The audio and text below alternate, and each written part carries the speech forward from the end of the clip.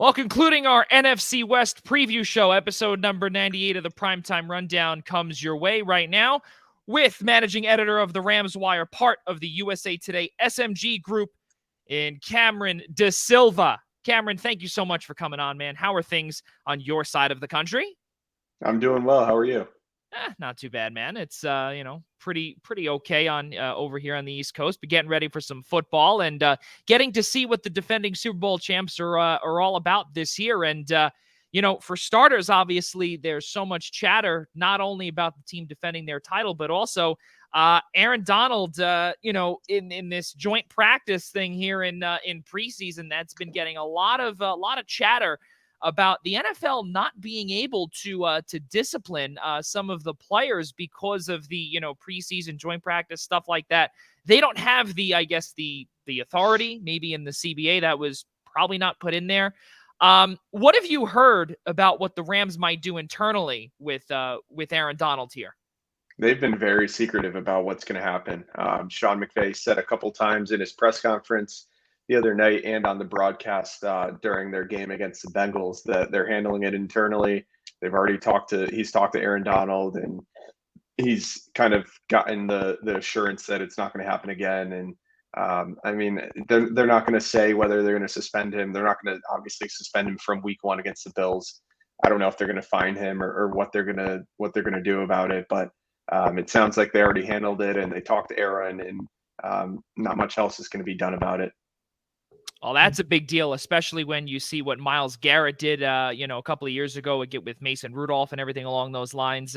It's definitely something that if we don't see anything public, I can only imagine the media frenzy that would be going on there out in LA. And you would be right in the thick of things if nothing were to come, nothing were to come from it. Mike, take it away.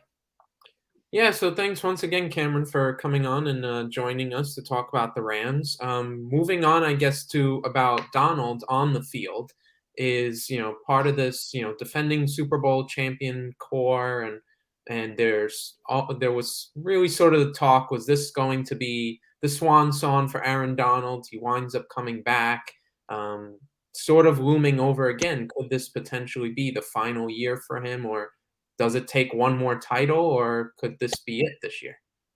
Yeah, he's said that he's committed for 2 more years. That new contract that they gave him, 3 years, $95 million. I think $60 million are essentially guaranteed, and then after 2 seasons, he's going to have an option to either retire or earn another 30 or 35 million in that final year. So he's going to be around for another at least 2 years, and then he'll have a decision to make.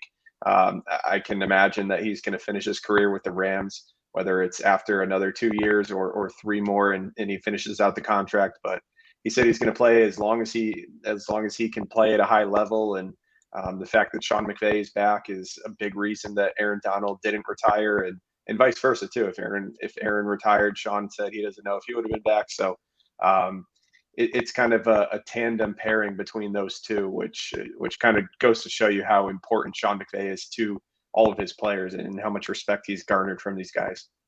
Is that, just to follow up on that, is that a little scary if you hear that, right? Just a Rams fan hearing that and hearing this tandem that Aaron Donald wants to retire, but Sean McVay has so many years left, not only in football, he's a young guy. Is that scary to some Rams fans when you hear that, this team is on the rise and they just won the Super Bowl in their building against the Bengals last season? When you hear something like that there's that tandem, and, if one's not there, the other might not be there as well. Is that frightening if you're a Rams fan? What do you say to kind of cool them down if that's something that they hear? I think the kind of assuring thing is the fact that Aaron got a contract extension this year for 2 to 3 more years. And Sean McVay actually got an extension too. The Rams haven't officially announced it, but he confirmed that he did get a new deal. They haven't said how long or the amount, obviously. But so they're both extended for multiple years longer. Sean has said he's all in on coaching. And even though he did flirt with TV a little bit this offseason, and he said he never took a meeting with Amazon or any of these other broadcast companies. So he's all in on coaching. I can't imagine him really doing anything else at this time. He's still such a young guy. He's got such a bright future, and he's already won one ring, and now he has a chance to potentially win another one or a few more with the team that the Rams have constructed. So I don't think it's anything to worry about in the next 1 to 2 years. But I think Rams fans, after this offseason, hearing Aaron Donald talk and flirting with retirement, they kind of have to understand that maybe the end is near for his career in the NFL. Mike, take it away. Yeah, so Cameron, moving over to the running back side of things, we saw Daryl Henderson. Looks like he's going to practice this week. Of course, there's still a lot unknown about Cam Akers. Could potentially be relying on on a lot of newcomers and whatnot, some more inexperienced guys. Of course, Sony Michel, of course, as well, gone now. How much is the run game really in flux going into the season for the Rams? They actually got some good news today. Not only did Daryl Henderson practice, but so did Cam Akers. They were both full participants, so they got some work in practice today. That's what Sean McVay said after practice. So that's kind of an encouraging thing as week 1 approaches in 10 days. So they seem to be trending in the right direction as the season approaches.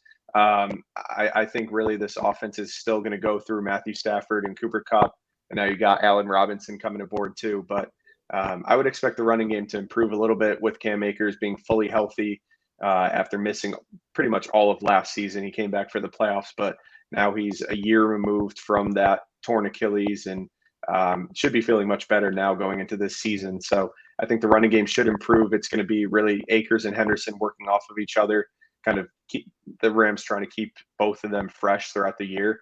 You got 17 games, plus you got the playoffs if they make it. So it's a demanding position. So I think they're going to try to use both of them, probably with Akers getting a little more work.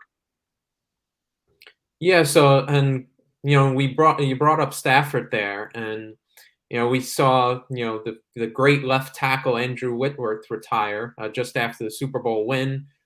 Who's really in the mix to replace him? How much of a concern is there on that side of the offensive line in Stafford's blind spot? Yeah, the offensive line as a whole is kind of a little bit of a question mark.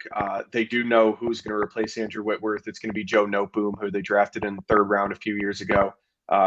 He was a starter at one point at guard. Now this is going to be his first full-time opportunity at left tackle, obviously, with Whitworth gone. And then at right guard, they lost Austin Corbett in free agency. Now they have Coleman Shelton coming in and replacing him. That was a camp competition with Logan Bruss, their top draft pick, but Coleman Shelton had already beaten him out before the preseason started, and then Bruss tore his ACL and MCL in the second preseason game. So he's out for the year, which hurts their depth a little bit, but it doesn't necessarily hurt their starting offensive line. There's just some question marks about how Noteboom's going to perform in place of Whitworth, who was an All-Pro a few years ago and one of the best left tackles in the game, even up until last season, and then replacing Corbett at right guard too. Now, the next question for you, Cameron, when you look at the wide receiver position, you say to yourself, well, Allen Robinson in, Robert Woods gone, Odell Beckham Jr. ? Obviously, he's not on the roster now, but now you obviously put in Robinson. You also have another player named Tutu Atwell, too, who's making a lot of noise out there. You put them together with Cooper Kupp. Now, do you feel that there might just be a lot of competition there? Because we also have to keep in mind, too, Van Jefferson is still there. He's not, he had a little bit of knee surgery. Sean McVay did say, I believe his quote was something like he's sick. He feels sick for Van Jefferson because of the injury comes at a really bad time right now. How much depth do the Rams have entering this season at wide receiver? And is it a possibility that, when you look at the other positions around the team, that there might be some very difficult choices that have to be made in order to potentially keep a wide receiver on the roster, and another position may be sacrificed for that? Yeah, you got it right exactly there. Their wide receiver depth is really, really good this year. They can keep as many as 8 receivers. Like you mentioned, you have Cooper Kupp, Allen Robinson, Van Jefferson.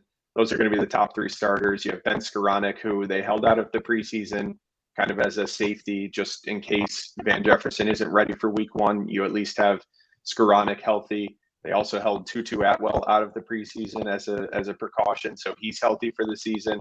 And then you have Jacob Harris and Lance McCutcheon. Jacob Harris is kind of a tight end, wide receiver, tweener guy, bigger receiver. He can be useful in the red zone if he gets opportunities, but he's still got to develop a little bit.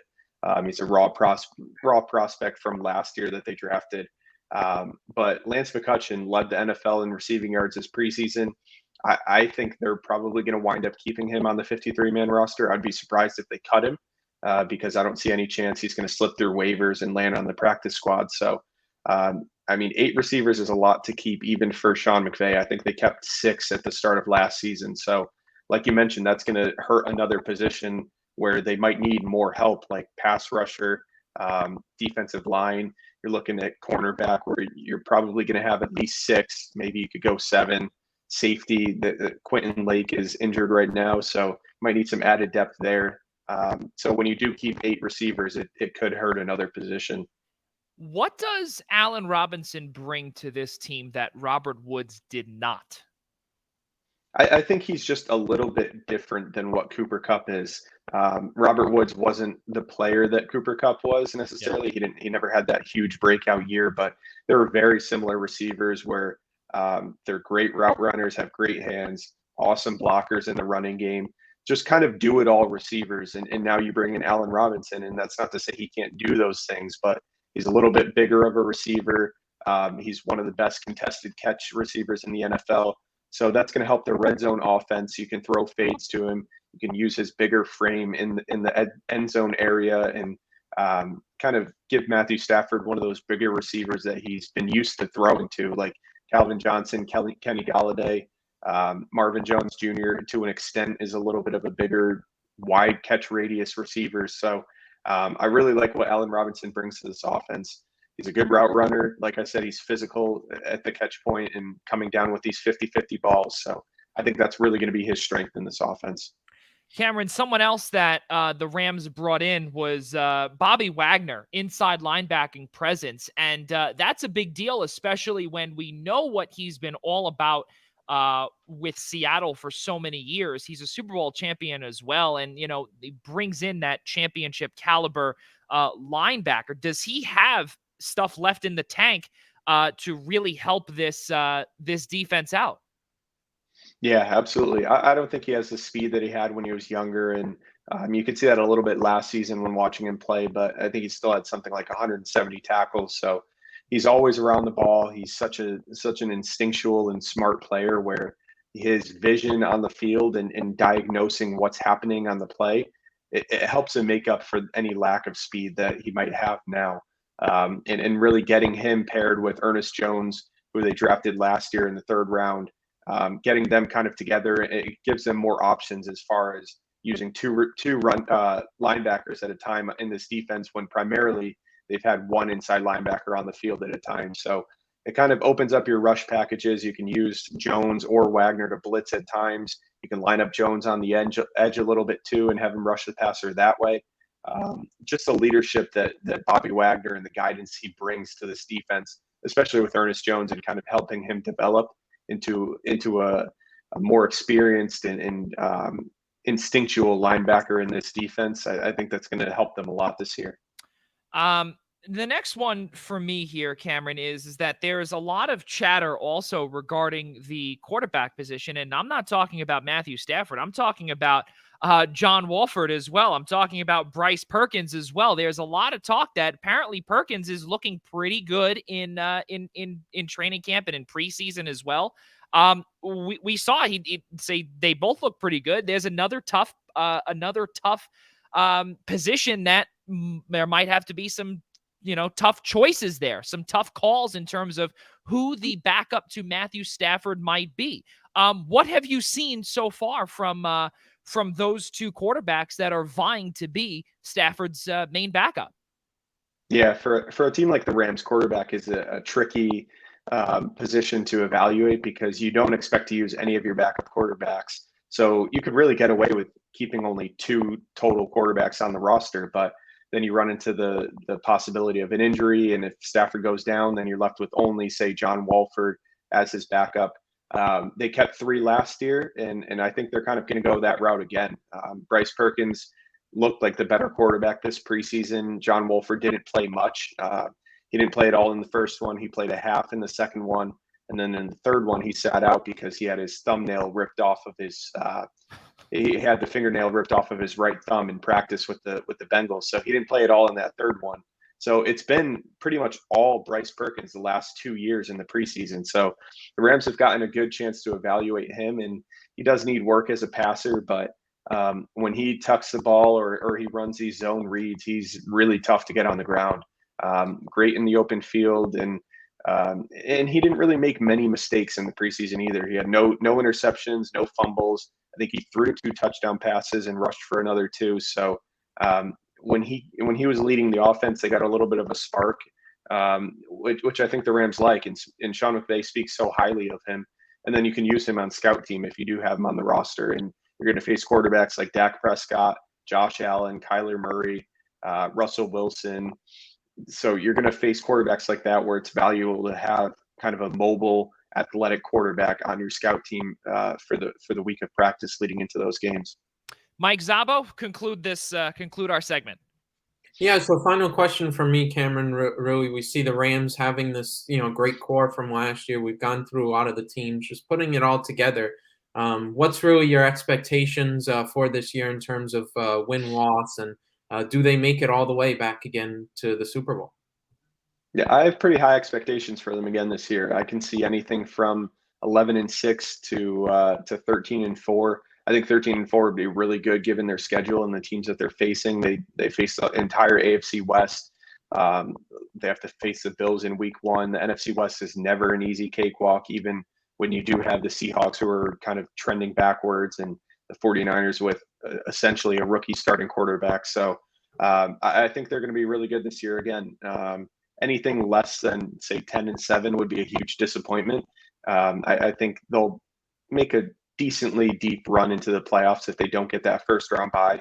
I can see them winning in the wild card round, in the divisional round again, against kind of a weaker NFC with so many stars leaving and going to the AFC. I think they have a good chance to at least win the NFC and potentially get back to the Super Bowl. Not going to say they're going to win it again because it's so difficult to do. I think it's been, 15 years or 20 years since someone's been able to do that. So not going to say they're going to win it again, but I could easily see them getting back there or at least getting to the NFC title game again. Definitely something that we'll have to keep our eyes on. Managing editor of the Rams Wire, USA Today SMG Group, Cameron DaSilva. Cameron, thank you so much for joining us here. We truly appreciate it, and we hope to have you back on sometime during football season. Absolutely. I would love to. Thanks for having me, guys. All right, ladies and gentlemen, episode number 98 comes to a conclusion. We will all see you next week on Friday, September 9th.